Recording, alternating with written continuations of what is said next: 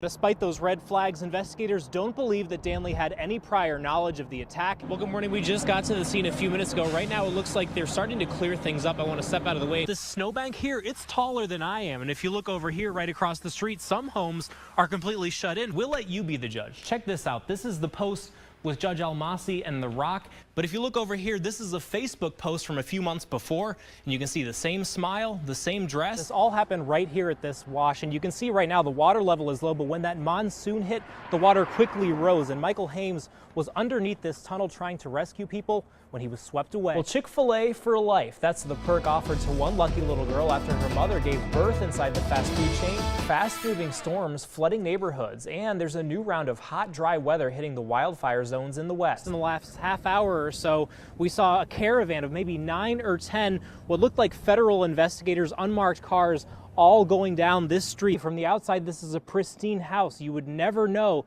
that this is where that mass shooting suspect lived. Well, cookie crackdown. All one little girl wanted to do was sell some homemade cookies and water near her Cedar Falls, Iowa neighborhood.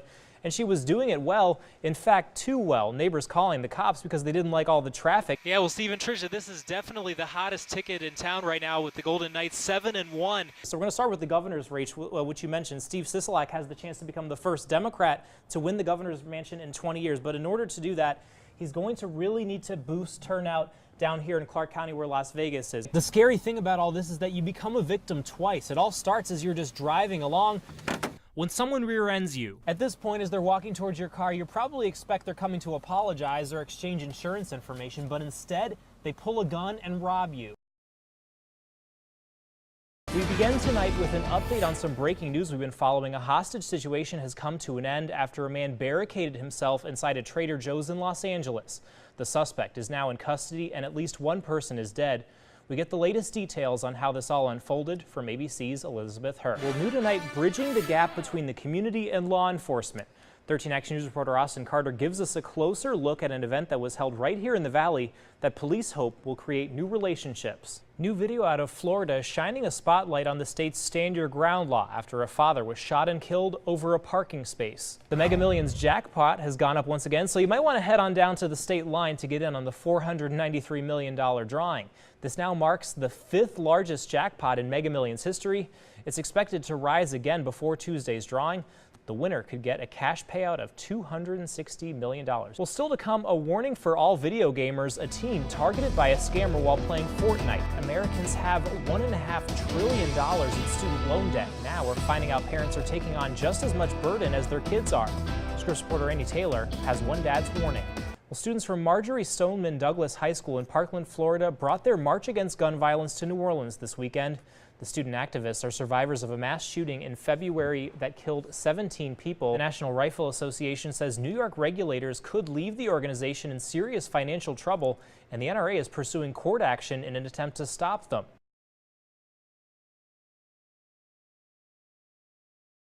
With 2 floors and a backyard, you'd think the house for sale on Christie Lane would draw more people in. But instead, the owners say squatters blocked their sale. We went to check it out and found this pile of junk in the yard. Do you stay here? No, I am just looking for my wallet. And a not-so-friendly welcome. I will knock you out.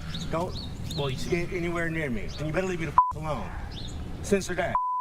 For the owners, it's not the first time. They rushed over when we told them we saw people on the property. I mean, it's just one of those things where you know, it's a vacant, they find out it's vacant, and they find their way in. Police were called.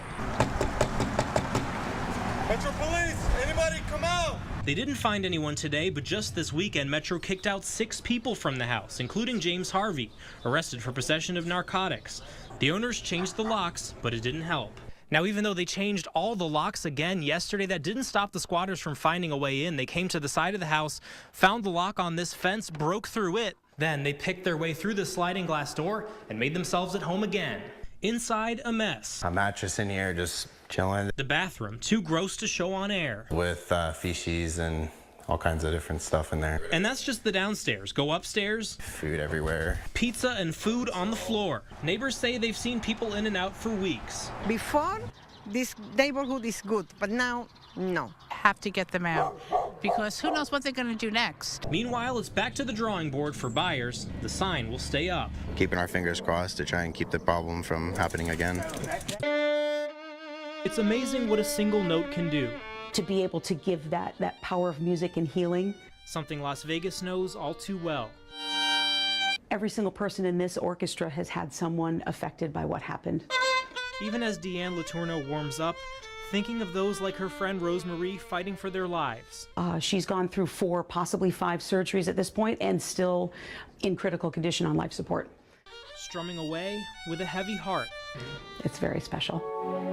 Special because of who's in the audience. First responders, families of the victims, anyone who is really directly or even indirectly affected by the tragedy on October 1st. Hundreds of first responders getting a night out under much better circumstances. It was important for us to work through those emotions during the rehearsal so that we can be there for the audience.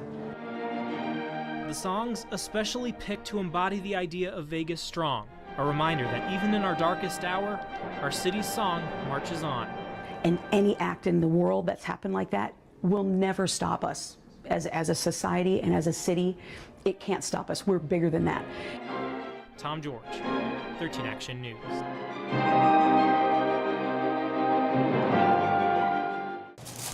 For 3 generations of Mendiolas, serving up food at Roberto's Taco Shop has been a labor of love. It makes everybody feel like they're family. You know, when you go to eat, like, you're not just going to eat, you're going to eat somewhere you're comfortable, where you're happy, you know? For Marcos, a regular Tuesday night in the kitchen ended with this, the whole kitchen covered in blood. So much blood, in fact, we have to blur the disturbing images.